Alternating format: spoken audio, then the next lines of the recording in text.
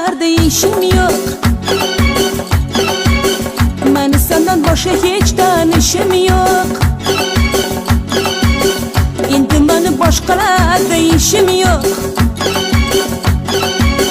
Meni sendan boshqa hech tanishim yo'q.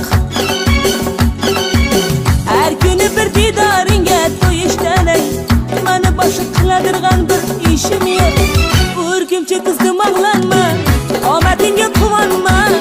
Bu o'tkinchi dunyolarda akanglar ishonma. Ey o'rgimcha qizdim og'lanma, omadingga quvonma. Bu o'tkinchi dunyolarda og'anglar ishonma.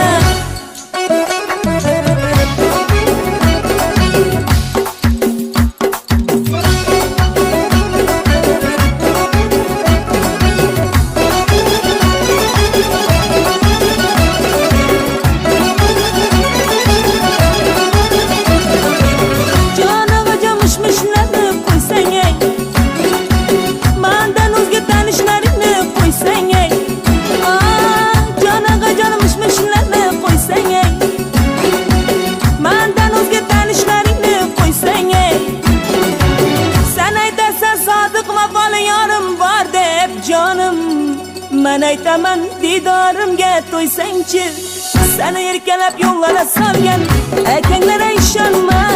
Hafta senga mehrini bergan og'anglar ishonma.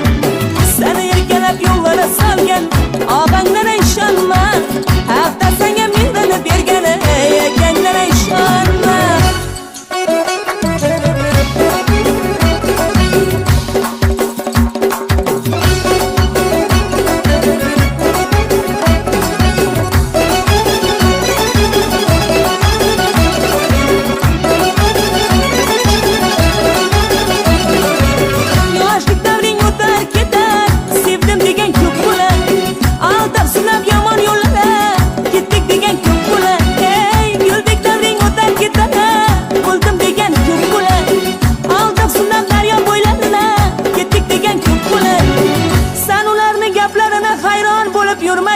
Opam yoshing 40 dan o'tgan so'ng turk degan ko'p bo'lar. Seni erkalab yo'llara solgan akanglar ishonma. Hafta senga mehrini bergan og'anglar ishonma. Seni erkalab yo'llara solgan og'anglar ishonma. Hafta senga mehrini bergan akanglar ishonma.